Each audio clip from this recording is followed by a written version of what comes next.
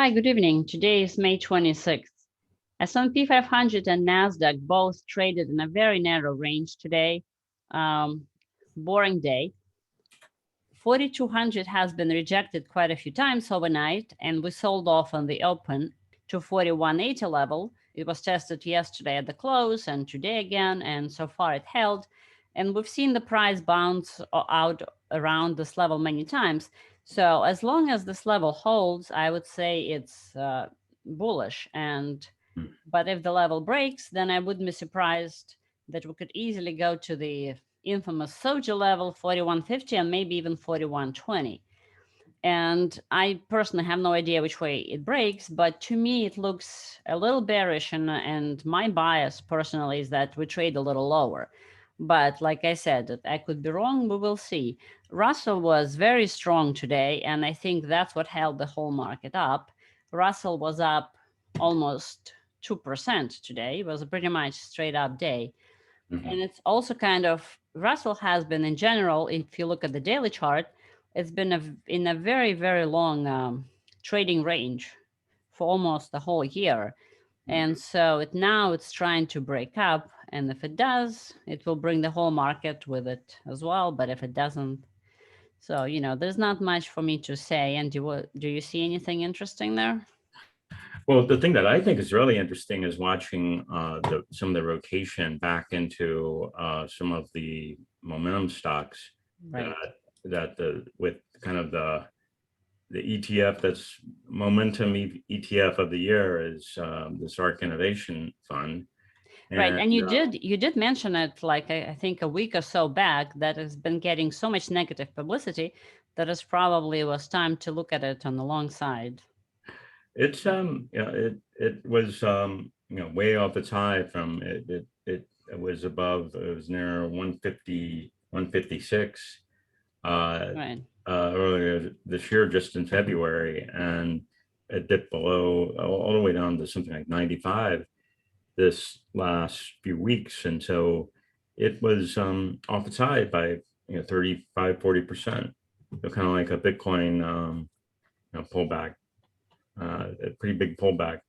But a lot of the we're starting to see some bounces in some of these names that fund is invested in. So it's not just one or two stocks. It's a fairly broad movement into some of these momentum names. Now, whether or not that persists is another matter, but we may be at a little bit of a turning point in terms of some of these now starting to rally, some of the stocks that she has in her fund.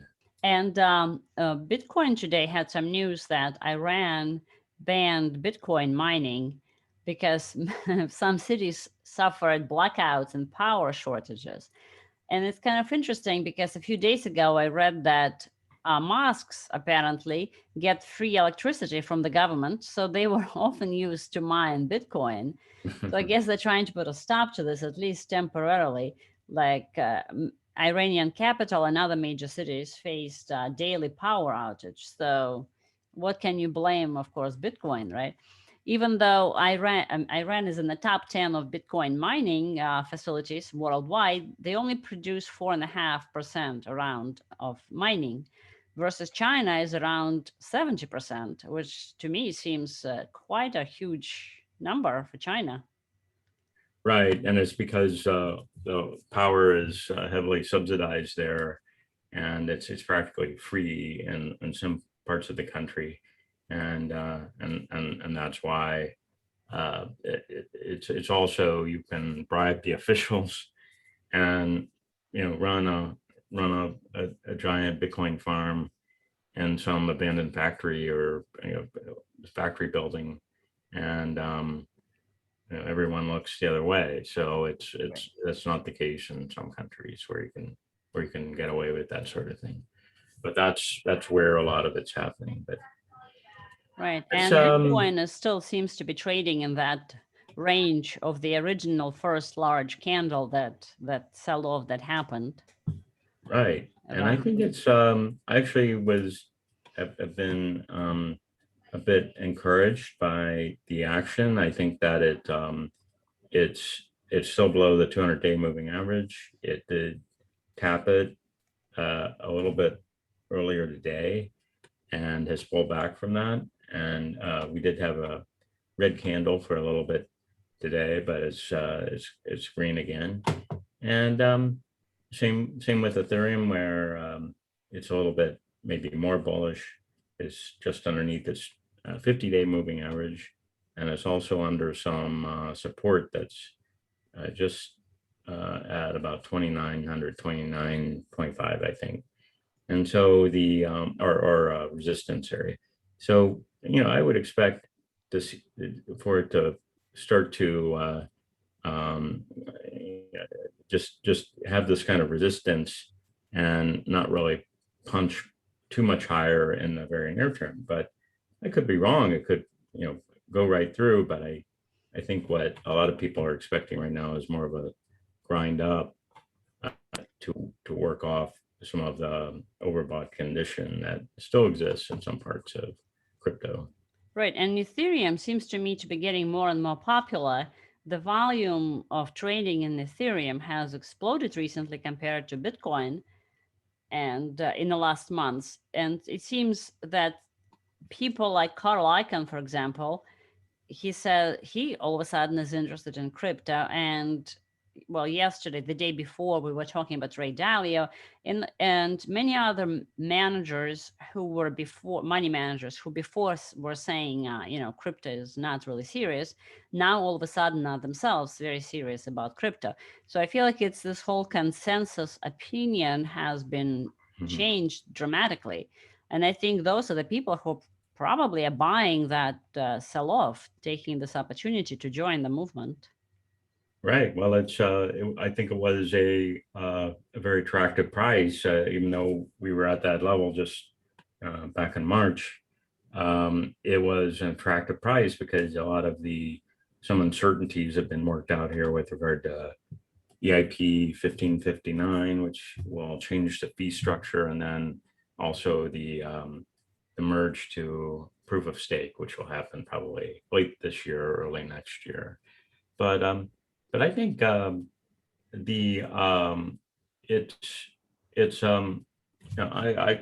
think the action is quite bullish here, even though it was a pullback of something like 65% from its high at one point, where it went down to 1,700, and but it's bounced back to right now at just under 2,800, and I think that the other thing that is fairly bullish is the Ethereum to Bitcoin ratio, which is back at 0.72. So this is a level that it was at just in the final run up before the for the top.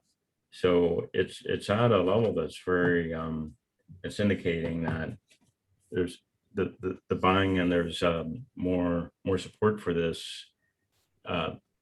It's not bear market behavior. In bear market behavior, we see this collapse, and we see this go back down to the 0.03 range or below. But we're not seeing it collapse. We're seeing it rally pretty strongly here, and it will take some time, I think. I see it bouncing around in this broad range of between, let's say, this about 3,200 on down to about 2,500, and I could see it bouncing in this range for a little while, for maybe a few weeks, and then maybe make an attempt to take new highs again. But the economics for Ethereum are quite good. We mentioned that the trading volume is higher than Bitcoin. What's interesting is that the trading volume for Ethereum is even higher on the decentralized exchanges that are on Ethereum than at exchanges like Coinbase and Binance. So that's a support. Those are transactions on the Ethereum chain. They're not at an exchange. They're on the Ethereum chain. So it's helping when people are making those transactions. It's actually helping the network.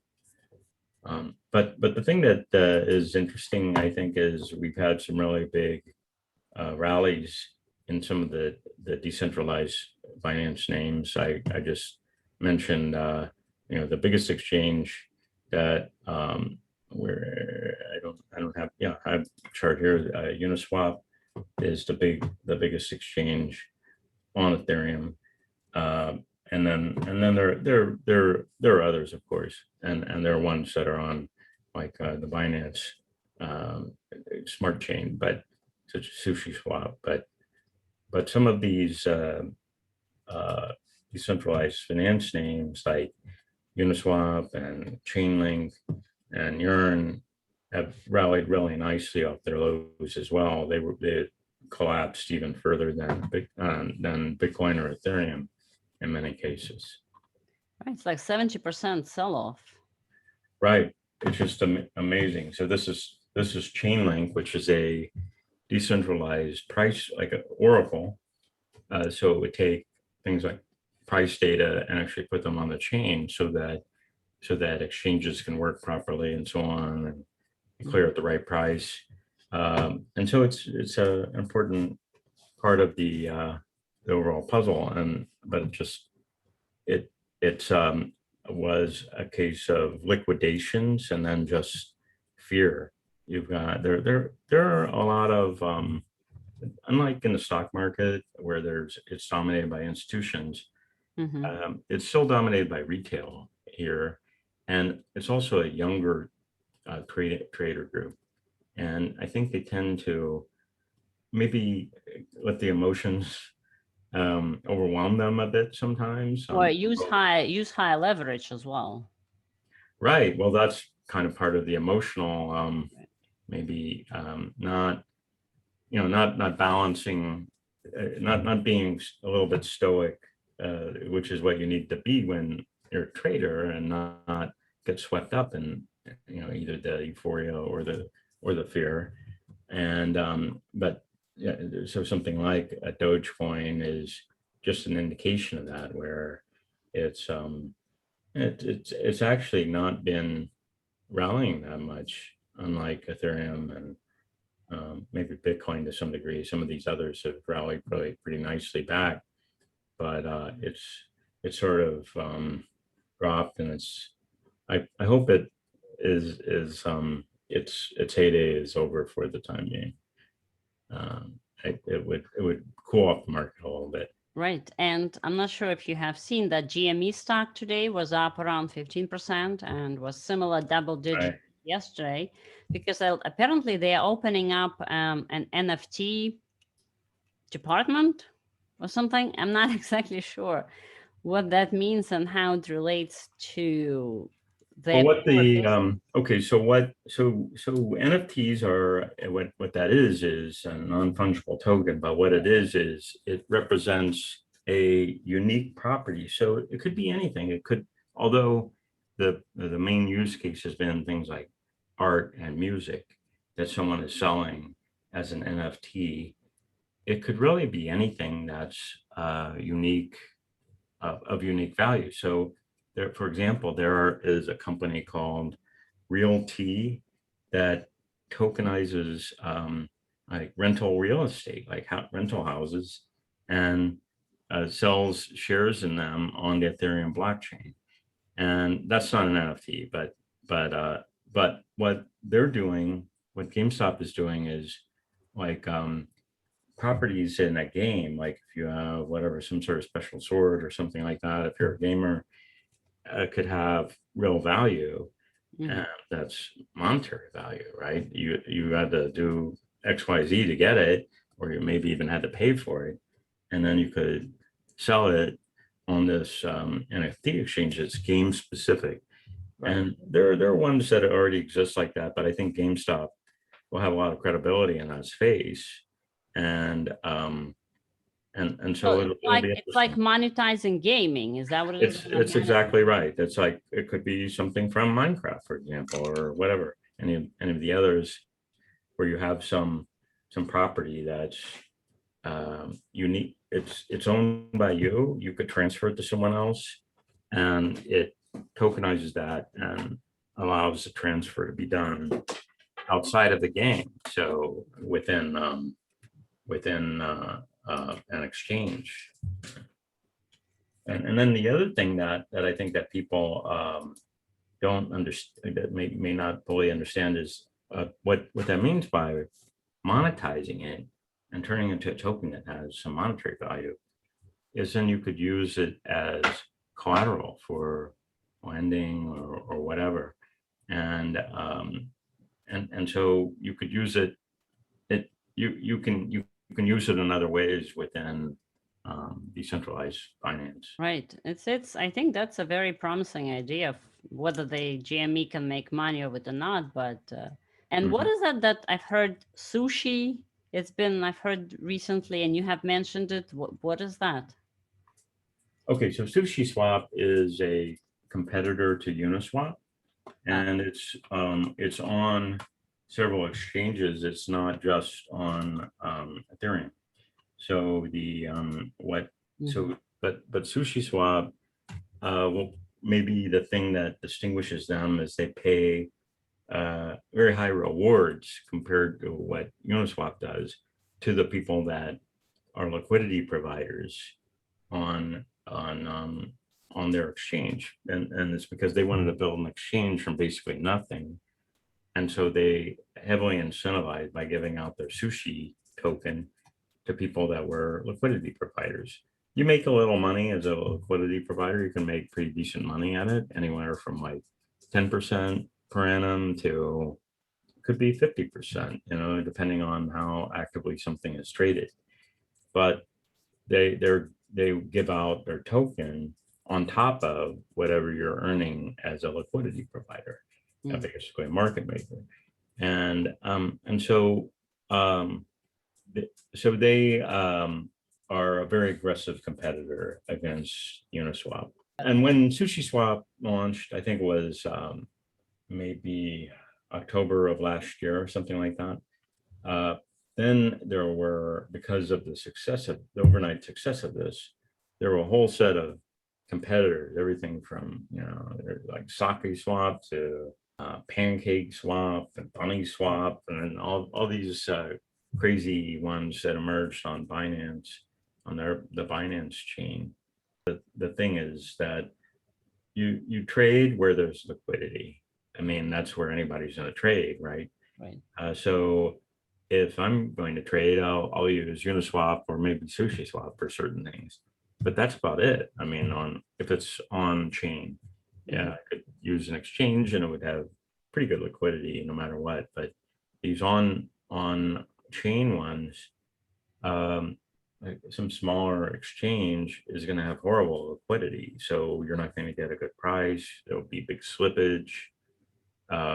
So you'll tend to use one like a SushiSwap or Uniswap, but they've carved out a fairly significant chunk of the share of transactions. I would say it's not what Uniswap's is, but it's not that far below. Thank you, Andy. Informative as usual.